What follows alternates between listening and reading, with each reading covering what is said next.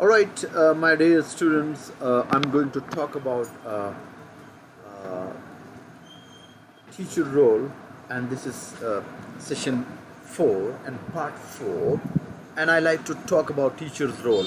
You must try to be aware about teacher's role. Initially, the teacher, remember, carefully design meaningful task. If you look, the role of a teacher is extremely very important. I mean, it's the teacher who run the whole affairs. So if a teacher is sincere, he is committed, so he can does a he can do a very good role that require active participation of each student in the group toward a common end. All right. At the beginning of a cooperative lesson, the teacher role can be defined as, remember, task setter. All right, task setter is groups work on task. So the teacher acts as a facilitator, coach, moving from group to monitor the learning process, and the teacher also provides students with ongoing feedback and assessment of the group progress. All right, just to continue this, students' role. I think along with teacher, a student has a very important role to play as well. So if you see, student role, he has to work as an organizer, and he has to provide the group with the overall process structure. All right, his role is a recorder. He has to write down important information. Directions are good work, and his work is a checker. He has to make sure that all team members understand the concept and the team's conclusions, and is a questioner. All right, is a questioner. He has to generate questions and involve all students. Assessor. All right, these are the role of students. Remember, he has to evaluate the progress of each work session. Encourager. Models and reinforces appropriate social skills. A summarizer. All right, summarizer. He has to restate the team conclusions or answers. All right, and he should be a spokesperson. Means he has to represent that group, and he has to present actually the group work to the rest of the class. All right, and he has to work a timekeeper as well. All right, these are the roles of students, and he has to keep the group on task in time. And team facilitator, obviously, without team facilitation, I mean, this could not happen until and unless that he moderates discussions, he keeps the team on schedule, he ensures that work is completed by all, and makes sure that all have the opportunity to participate and learn. You understand? And he is a elaborator. All right, he has to elaborate the discussion with pride, concept, and knowledge. And he is a research runner. Gets needed material and is the liaison between the team and between their team and instructor. Remember, I think if you look at these factors and these elements and these works, you see, in function which a student is supposed to do, being organizer, recorder, checker, questioner, assessor, encourager, summarizer, spokesperson, timekeeper, and time facilitator. So it means an elaborator and research runner. So it means that there is a greatest responsibility lying on the shoulder of a student. A student has to is to perform multiple functions for effective and for successful learning. All right, so what I'm saying is that a student has to be very active and he has to be rather proactive, and he should, maintain all actually the atmosphere in the class. Now we have to just look at the basic elements. Okay, the basic elements of the student, they should try for effective learning as well. The first thing, that is positive interdependence. Okay, positive interdependence. Students feel responsible for their own, remember, and the group's efforts. They should try to, they should try to feel, very positive for actually for other students. Work and effort, and they should try to be very positive. And this interdependence, it should not be negative, rather it should be taken as a positive role, that every student role should be recognized. Face to face interaction, students, they have they encourage and support each other. The environment encourages discussion in eye contact. So this type of environment should exist actually in a class, where face-to-face interaction takes place, so there, which involves students, involve their encouraging interaction, and thus very encouraging, atmosphere exists. Individual and group accountability. Each student is responsible for doing their part. The group is accountable for meeting its goal.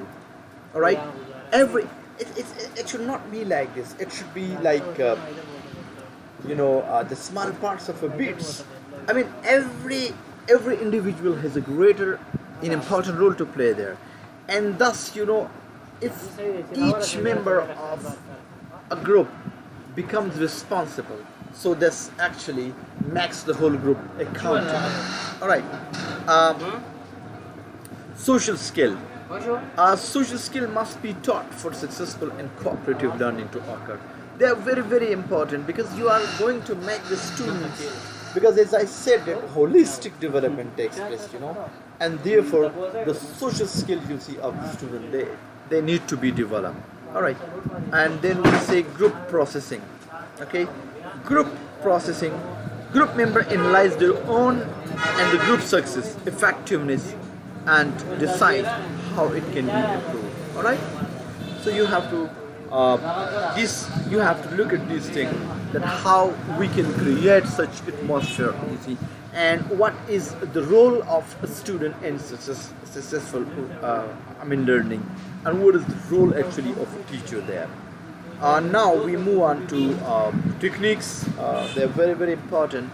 You have to look at these techniques: think, pair, share, jigsaw, jigsaw 2, reverse jigsaw, stage. All right, 3-step interview. Okay, and then we say send a problem. So we are going to discuss this in a bit detail. You have to look at here: think right, pay, share. All right, the think right, pay, share strategy is a cooperative learning technique that encouraging individual participation, and is applicable across all grade levels and class sizes. All right, students think through questions using 3 distinct. They think and they share. All right, this is a kind of technique which involves the student whole.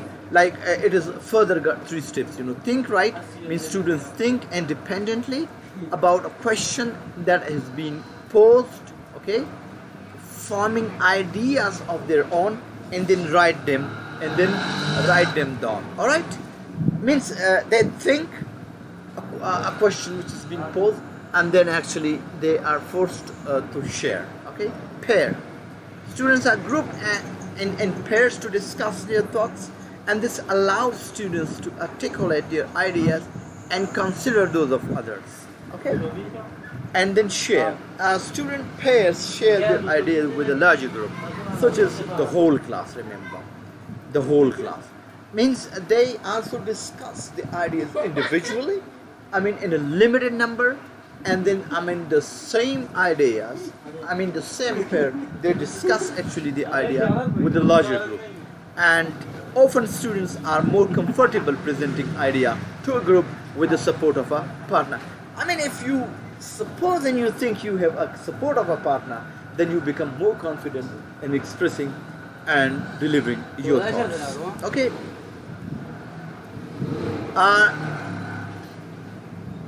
Now I move on to the jigsaw. Jigsaw is a cooperative learning technique. Remember, it is a cooperative learning technique that gives students practice and the acquisition and presentation of new material. Remember, in review and in informed debate. We can say that the jigsaw is literally meaning it's a kind of puzzle, puzzle, a kind of confusing question that requires thinking, that requires effort on the part of students. So, and this helps the student to be, inquisitive, curious about a problem that comes to them there. All right. Independence and status equalization are developed. Okay. The method is each student on the team becomes an expert. Okay, on one topic. At least a student, understands and studies and thinks about it. So in one way or another, he becomes an expert in that. All right. Expert group with members from other teams assigned the corresponding expert topic. Thus, all the experts then they try to discuss and interact with the group, and thus, the opinion of experts come. Upon returning to their teams, each one in turn teaches the group, and then in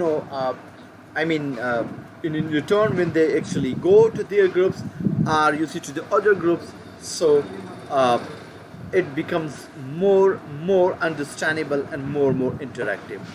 Students are all assist on all aspects of topic. If you are given a task, to the students there in a class, and you divide them, so almost every aspect of that particular topic is assessed. So all aspects are actually assessed, there. And Jigsaw 2, objective, the basic objective of this, to increase student sense of responsibility, right? By making each one an expert on one part of a unit, then having each student teach the part for which he or he has become an expert to the other member of his team. Means that in Jigsaw 2, a student is given one aspect and he becomes an expert on it, and then actually he has to make other student to take his responsibility and then to make him understand. And he also teaches the part which he has done, and thus he is also taught by for the part that he has studied. So in Jigsaw 2 this happens. And in directions, students are obviously assigned to teamwork on content material that has been divided into sections, and students read the entire selection focusing on their assigned part of the lesson topic. The students meet with their expert group, which has members of different teams who have studied the same selection, to discuss question provided by the teacher. Obviously, for example, if a teacher is given a topic in the class, so the topic is further divided into different sections, and each group is further given a section, and that section is further taken up by the students of by the students of that group, and then each student and that particular group becomes an expert, an expert, and then the exchange between the expert take place. One student who has studied a part of that topic, he becomes an expert on it, and other student who has actually taken a part, he becomes an expert on it, and thus the expert interact and they keep exchanging. The teacher then assesses the mastery of the overall topic, and thus all the groups are heard by the teacher, and thus an understanding develops, and thus it really gives back to very good atmosphere in the class, in the canvas of understanding broadens. Okay. Number hits together. Obviously, many people they do their job together. To group students and structure so that all students engage in discussion about the issues presented. Okay, and the teacher arranges students in groups or teams of 4 to 5. Remember, 4 to 5 ideally, but I think we are supposed to be teaching in large groups, so we normally divide the groups according as per the capacity and space of the classroom, and then according to that we do. The teacher asks question of the entire class. Okay, the teacher asks question of the entire class. Students are then directed to put their heads together. Means head together means that they consult together. They do their job together. Okay, to discuss the answer and be sure everyone in their group knows the correct answer. In this, they try to reach an agreement on the topic, and thus they come and they try to share that. Then the teacher calls a number at random, and each individual with that number must be ready with an answer, because since they have worked together on that topic, so therefore every individual member knows exactly the answer, because they do have the shared answer. And if an incorrect answer is given, the teacher can call another group or team. Okay, and thus they see there that another group is just asked for that topic and they come up. So if the first group who were initially asked to see by the teacher for the answer, if their answer and assessment is wrong, then the other group is asked to come and see. So thus you just try to start a kind of a correction campaign, but that is indirectly, without targeting anyone there. But you are just trying to tell them, and they understand that. And then we have student teams achievement divisions, that is state. And this another meaning of this meaning is also set. This also set time and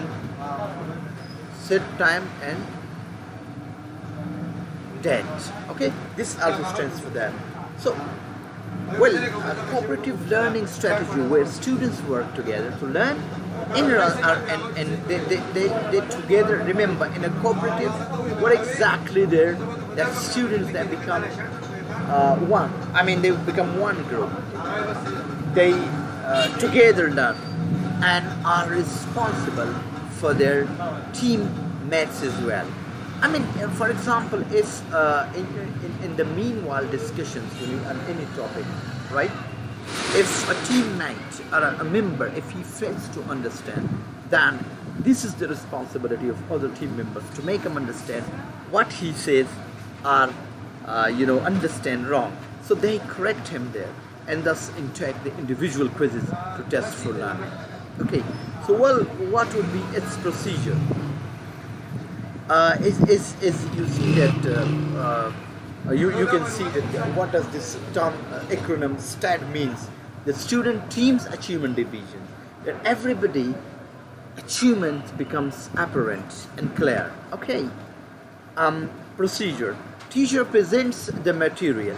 Okay. Students work in teams of 4 or 5 to prepare a team member for a quiz. Student take quiz individually. Student assign individual improvement score. Teams are recognized for highest score. Okay. But remember, you have to remember certain things. Students work together, mastery of material. Cannot help one another out during quizzes. They should not work, because score is based on previous score, higher individual score and higher team score. Okay. They must test every week for it to work, looking for improvements. Okay. And students like to contribute, work harder. All right, improvements. Okay. Thus, means the students individually are tested. All right. Though they are in a team, but individually they are tested as well. And even out of the different teams, the different the different teams are also tested as well. see learning as a social instead of isolated. I mean, this learning, it should be taken is a social activity rather than isolated. Okay, students begin help one another. They become very social, and they thus help each other. Okay, so I must stop here for a while. I'll continue this lecture because I have got still many slides to cover. So I'll stop here for a while.